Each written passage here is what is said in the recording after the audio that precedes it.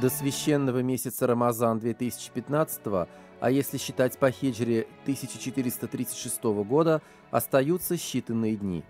В Казанской мечети Ярдем, как и в прошлые годы, в течение всего месяца будет работать шатер Рамазана.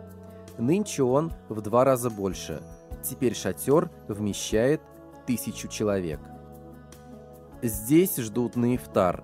В первую очередь разговляться будут люди с ограниченными возможностями, ведь здесь работает реабилитационный центр.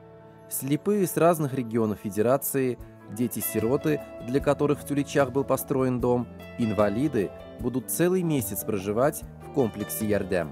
Я вот здесь среди инвалидов, вот у нас много инвалидов, слепых и даже старых, которым мы даже рекомендуем, там врачи сказали, не держите, ну, может быть, нет, они все равно держат, потому что даже наши инвалиды выдерживают. Я хочу сказать, что это так кажется, что очень длинный день. Шатер разделен на 2 половины, мужскую и женскую. Каждый день здесь будет разговляться 1000 человек. В течение Рамазана через этот шатер пройдет 30 000 верующих.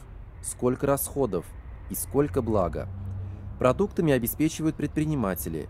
По словам Ильдара Хазрата, каждый день священного месяца, то есть каждый ифтар, закреплен за определенным человеком или группой желающих. Осталось всего лишь несколько пустых дней. Так что, если вы хотите помочь, милости просим. Люди понимают, что это большой саваб, участвовать вот в таких вот мероприятиях. Надо постараться как можно больше сделать добрых дел, потому что это Рамазан месяц дается нам Аллахом для того, чтобы как раз таки вот очиститься от грехов и вообще очиститься духовно.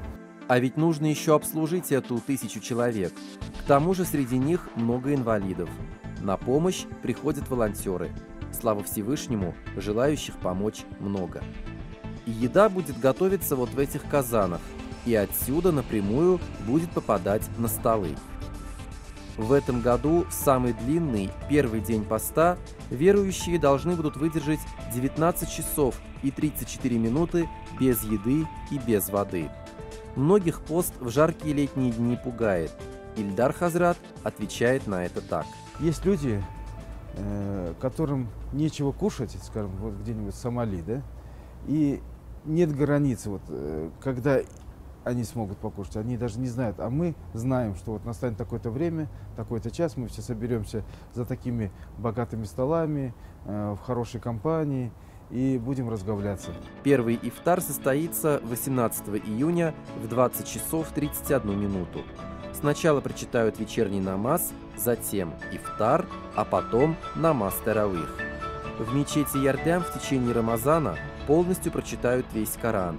То есть на каждом таравихе будет читаться 1 джуз, то есть 1/30 часть священного Корана. С праздником вас!